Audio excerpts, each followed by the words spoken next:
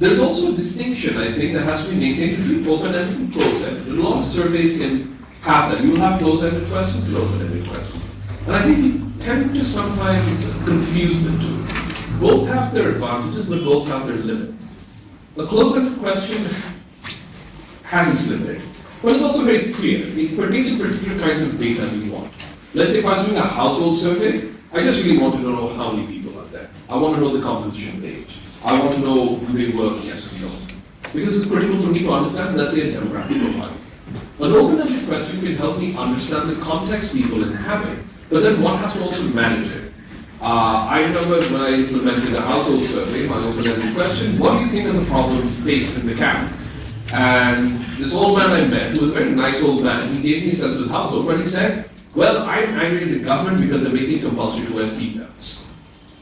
Now, fine, he's an old guy, he was bored, and clearly it was like passing time. But then you have to know how to manage it. It's a micro-back, how do you manage the encounters. My survey, and I implemented a survey. It wasn't a large survey, it was a small sample, it was a sample survey, about 50 households in camp. And my main purpose for this, of course, was to get us a demographic profile. So it's in the house.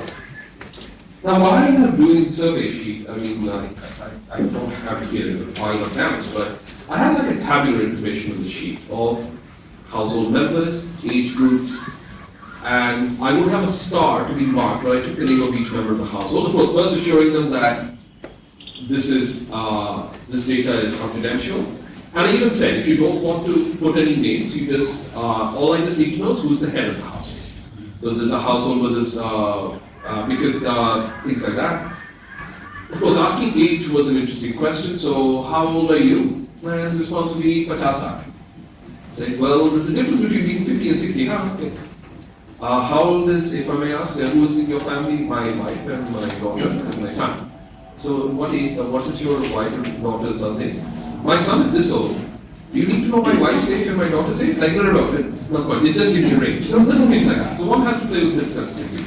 But it still generated a lot of this very quantitative information, and I could develop a profile and say, okay, an average of 5 members, 5.3 members of a household, but you don't have, no one's 0.3 members, I guess. And then I asked questions about where they were from, their family spread. Do they have relatives in jungle? Yes and no. Are they in the camp? Yes and no. Where are they? And what happened was, it enabled me to open up a discussion of family histories. So, for example, a very common line that we had joint families, and then when we left Kashmir, moved to Jammu, all the families broke up. So, migration broke up joint families. In some cases, it's true, but then as you later realize the conversation, separation of families had actually started well in the 80s and 90s. But these were information that was coming up. So, on the surface, say, we all are together. And then, of course, you realize sometimes in the course of surveys, who you survey matters a lot. So, if you have the option of interviewing women, elderly women, as the main point of entry in the survey, they would say, well, the families broke up because we had no space. If you interviewed men, the story would be, oh, we want to live together, but my wife and his wife, they can't live together, women are like that.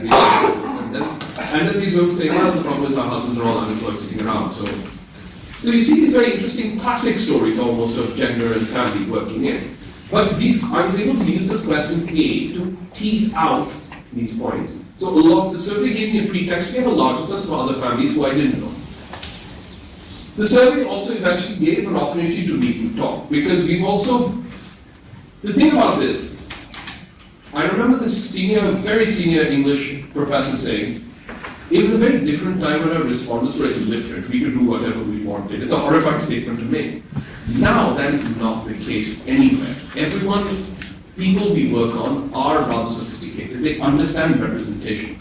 They understand reporting. Even if they don't have a sense of that you're doing research, they know you're going to write about them. Someone might read about them. So they're often very clear with what they want to share and what they will not share. And they also have a very strong sense of actually being able to predict questions. They have a sense of what surveys are. There was this one schoolmaster who helped me out a lot. So I used to meet him for a chat, and he would tell me the history of camp. So a very nice, mild kind of chat. So he one day said, you see the door on my quarter? Yeah. You see that badly scrawled paint? Yeah. That was the previous surveys who came. You're not the first. Don't feel bad. So don't feel bad, no one will stop you. We are kind of sick of them, but you're not the first. So a lot of people we now do surveys on are aware of surveys. They're aware of interviews. And it doesn't matter if it's an academic or not. I do realize there's a hierarchy. Academics who do surveys are at the bottom of the hierarchy. At the top are the media, but within the media is, are you from a channel or are you from a paper? If you're from a channel, I remember one documentary filmmaking crew went to a channel, and they said, oh wait, we need to dress up, or we need to put some makeup on before we talk to you. And academics are way at the bottom, and if you're from a TV channel, you're right on top. So, I understand that. I would be the same if I was being interviewed, right? If I'm on TV, whereas in the end of the day, when one respondent asked, when is your work going to be published? I said, well, I'll finish my thesis, then I'll write up a paper, send it to a journal, it'll go for peer review, so maybe in about 4 or 5 years. 3 years max. I have a paper, for example, in one journal, which finally got published this year, which was first submitted in 2014. So, when you explain that to lay people, they say, then there's no point, I want to be on TV. I can be on TV, and then I'll most probably have a YouTube clip, and that will now be circulated by WhatsApp, so life is tough if you're an academic now. But like I said, these surveys gave me an opportunity to meet and talk. And then were used as surveys. And one also, in the process, what happened, I even had a situation where some research in psychology distributed questionnaires to children in the camp. And for me, the first mistake that survey had was it had 100 questions. You don't distribute questionnaires of 100 questions to children. They will get bored. You don't distribute questions and then run off and think they will fill it up and you'll pick it up. No. Because what happened is these kids came and they saw me and they said, oh, yeah, you fill it up. And I said, no, ethically I can't. That isn't doing someone else's work. But that is one problem. The challenge then, of course, comes in is that how are questions used in a survey? How does one construct questions? Which I've just talked about earlier. You need order. You can't ask leading questions, you need precision and distinction. But there's also another thing, of which I would say where some prior research is required. What categories do we use, for example? This is where the problem of translation comes in. I can't translate a youth survey, say, used in the US in an Indian context, or any other context. For example, if I wanted to ask people about household, I am thinking household. That is the category I know in English. That is my analytical category. When I write up my research, I will talk about these many households. If I ask people the households, it doesn't really work. Then this is where prior research comes. So there was the mother's book, Family and Kinship, the Mother, the Pandits of Rural Kashmir, and where he writes the most important unit of kinship, basic unit of Pandit kinship was the chula, or the kitchen. And then I realized, yeah, that was the question you need to ask. Who eats from the same kitchen? Because after all, food, commensality is such a critical marker of sociality. Who you eat with and who you don't eat with matters so much. When families have a fight, what is the first marker that there's most sort of separation in a joint family? Separate kitchens. Yeah. Who else? And then also kitchen straw. This is possible coming in Southeast Asia. You don't have to be a blood relative, but the fact that I'm including these people at my kitchen matters. And again, if you think about caste, one of the most important markers of caste, who I allow in and who I do not allow in, is who do I allow into my kitchen. So then I found it more useful in the camp. Instead of asking how many people are there in your household, how many people are there in your chula? Which then shows, which also then allows you to see a larger world of sociality, because you were looking at people in 9 by 14 rooms, everyone was coming in and out, but you could track who eats where. So, what the categories you use require some prior research. It doesn't mean that we don't ask these questions again. For example, if I take, again,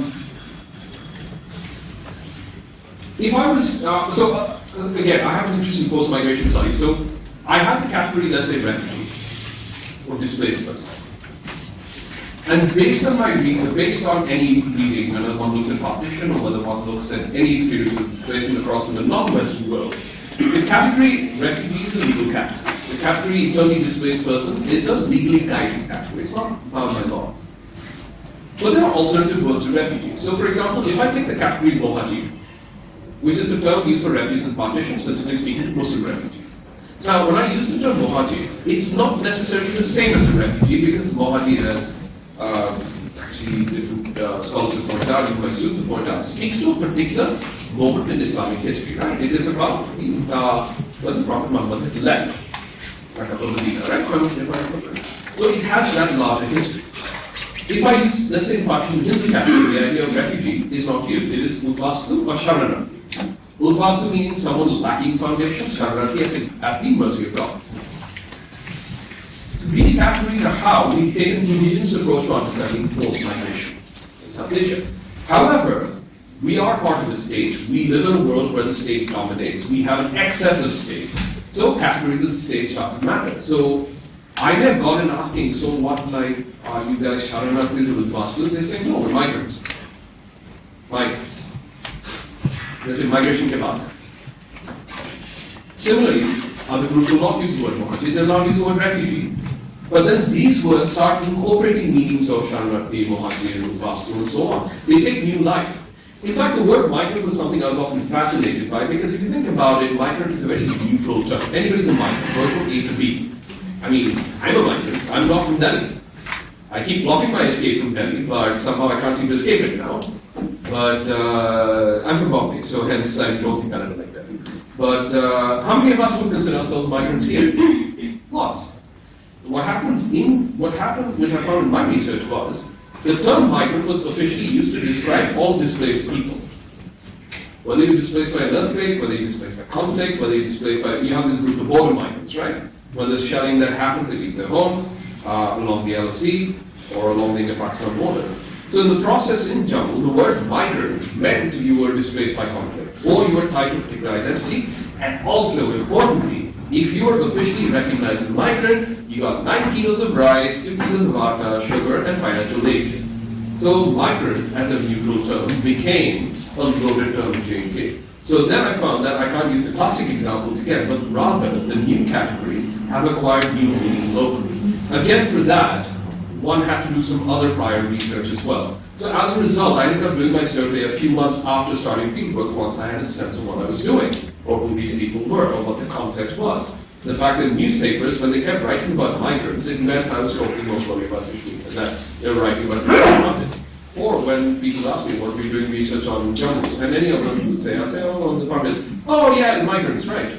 So, again, surveys by themselves require a lot of homework in the framing of question, and especially about the categories that we use. So, prior research is important. The interview, I won't really talk so much about the method of it. It is a classic part of our arsenal.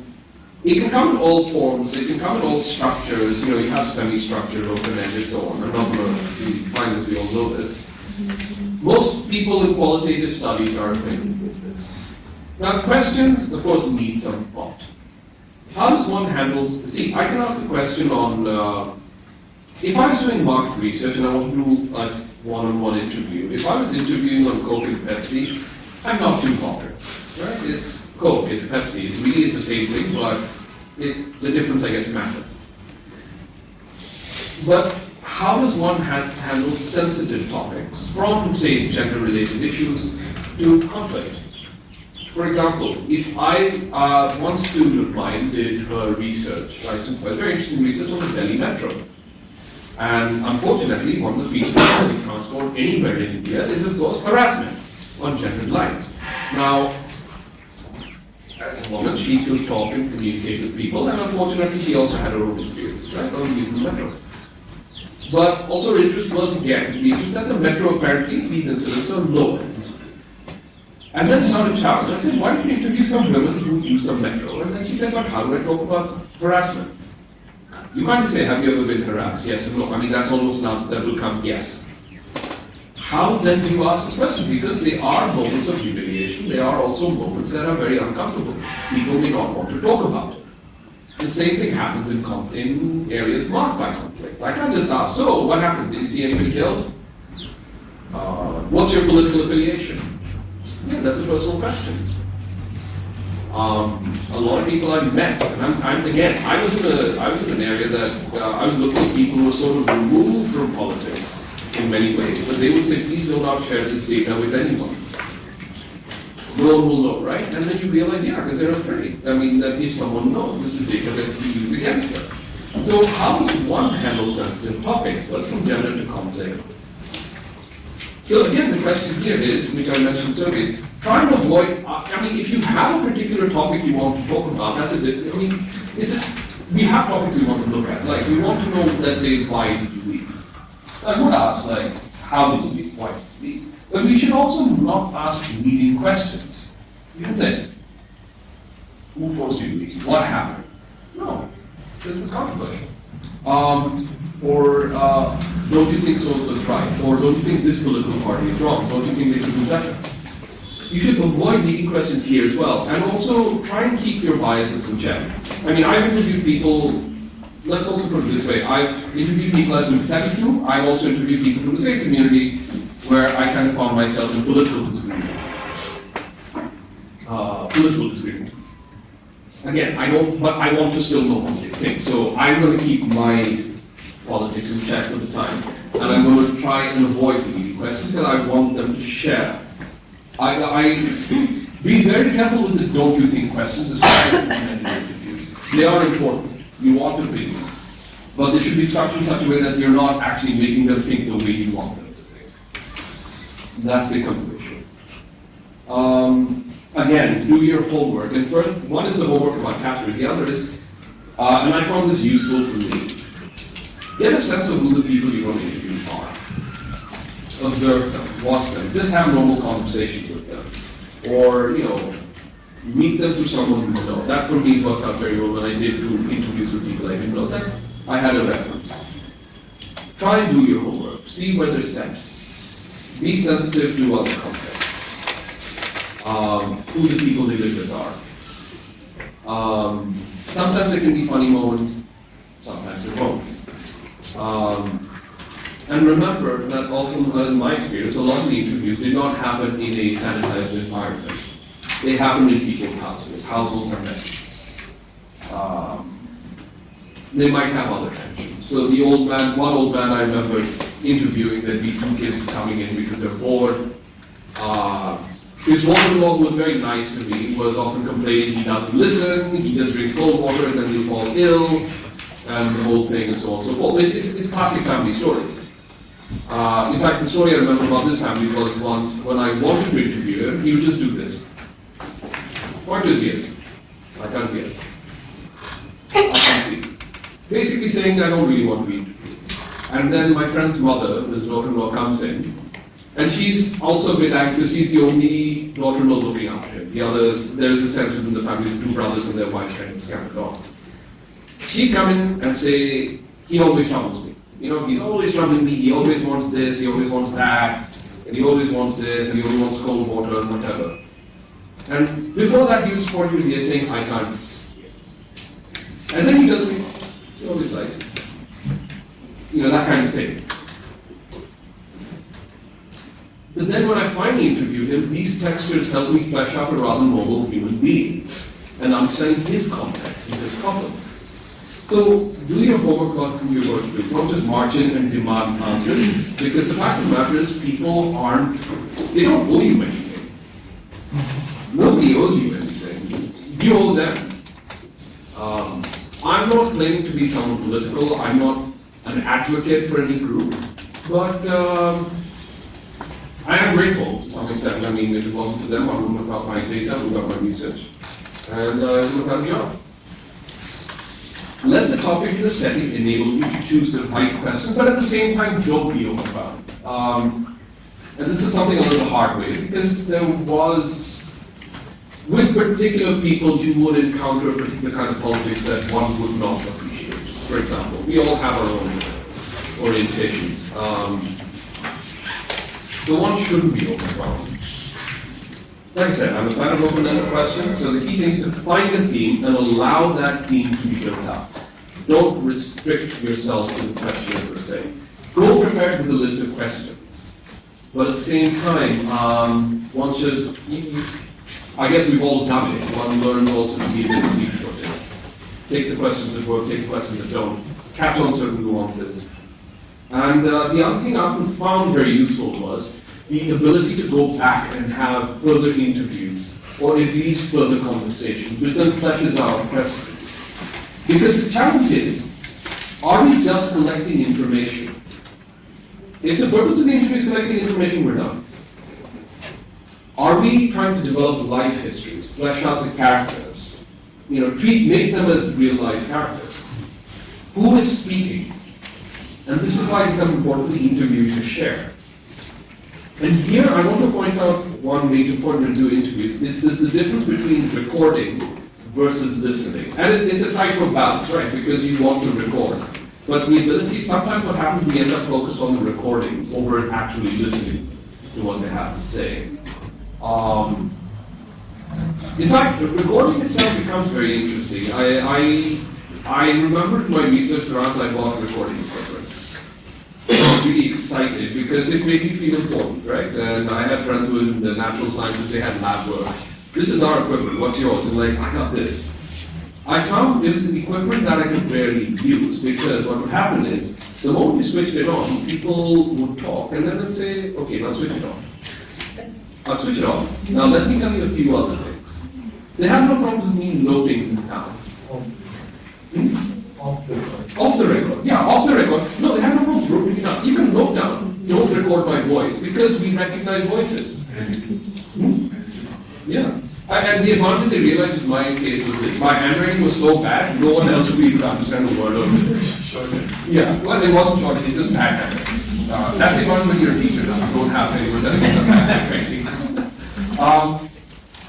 And what I realized is that when you didn't have recording equipment, you actually had far better data, far more interesting data coming out.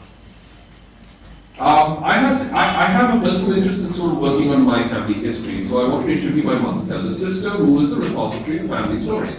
She did the same thing. She said, oh yes, I'll tell you everything. And she's someone who can, when I was 8 years old and this, and she's about 83. No, well, her age keeps reducing every year, so.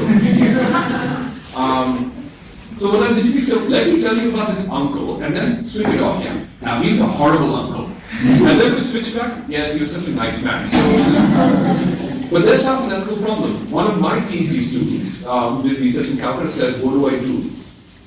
When I'm told not to record, does it mean they're saying that I should not use the data? And I said, well, you have to check with them. Usually it means that they want you to know the story, but they want to make sure that no one can trace it back. And that becomes very crucial. This would be an issue anywhere. Right now we're in climate fear. Those of you, I guess, who work on Kashmir, it's a different story, right? I remember one visit to Kashmir where someone said, well, you could be raw or MI5, you study in the UK, so whatever. So this fear of tracing data becomes very important. The problem is you'll have these sort of naturalist-oriented guys who say, well, one has to be able to duplicate data and so on. That doesn't work yet. But the other challenge is to be able to listen. And I think this is something we often miss out in interviews. It's not about data. You want to also listen because you might get other nuances. One gentleman I interviewed, and he had a very clear political position from the right. So at one level politically, I knew what he was going to say. And what he was going to say, he even suggested that my neighbor is this person, you should meet him, who was the former governor, Jack Lohan. But then what happened is, oddly enough, I went to meet him to say, I'm looking at, I was at that time interested in looking at this replica of the temple, the Kashmiri temple. And so I actually want to meet someone who would go to Haridwar, the mountain in Srinagar. And that kind of offset him, and I actually had a very interesting interview for an hour. And then he actually said, you know what, I'm kind of glad you asked me that. I'm sick and tired of people asking me about politics. Which is again a very interesting, which again becomes a loaded way of thinking. Even when people say, I'm glad you asked me that, that itself becomes a way of reading a situation. If I ask him about his work, it would be playing a role. But here I ask him, well, I'm interested in the kind of oral history of the mountain and this particular shrine. So I'm meeting people who go there. And that opened up a large conversation. So again, listening matters. The last point I want to make is, in this context, is the ethnographic stuff.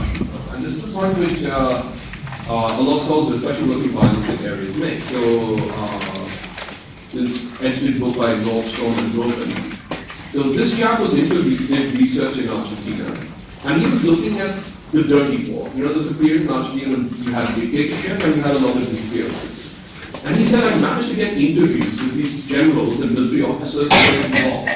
And he said, you know, when I met them, I was enjoying the conversation. These were educated men, they were talking about classical music, they were talking about jazz. They said, oh, I went, and this is a Dutch scholar, I went to Holland and I saw this. And he said, I was trying to seduce. Because I'm having a very nice conversation with a very apparently genial man, and I have to be careful of this ethnographic stuff. Which is again the challenge we face. We want the people to share, regardless of who they are. We also want to have a sense of who we are. What is our work? Because when we write up our research, it actually contains our voice. So this is one way.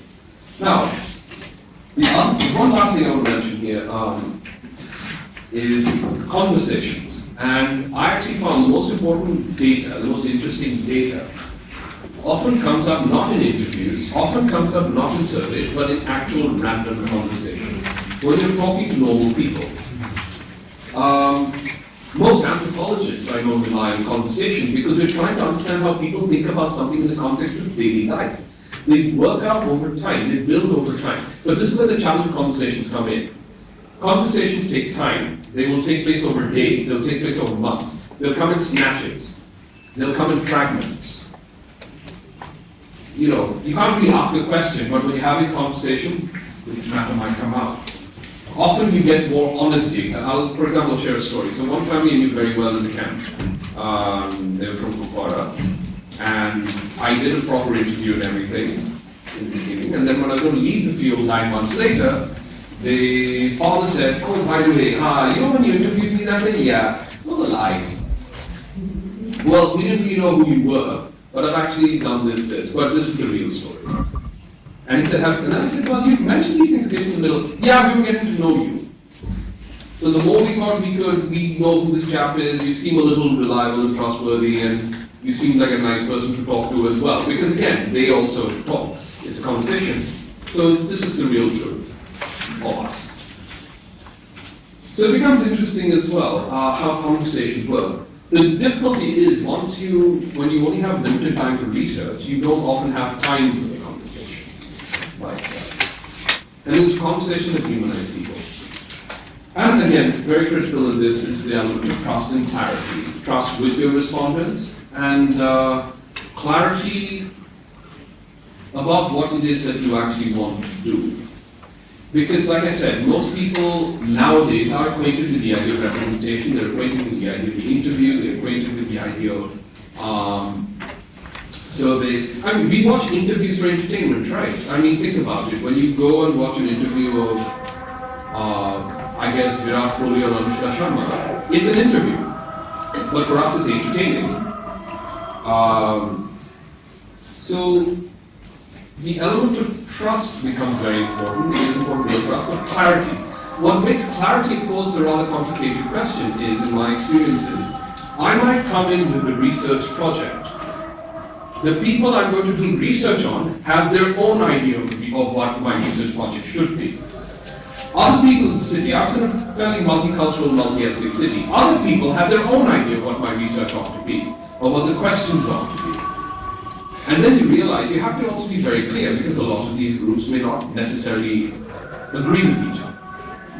So one is about being clear about your perspectives, but then also maintaining certain confidentiality, and also being aware that everybody has an idea of what the research should be. And that's not a bad thing. That itself generates and shapes the context you work in.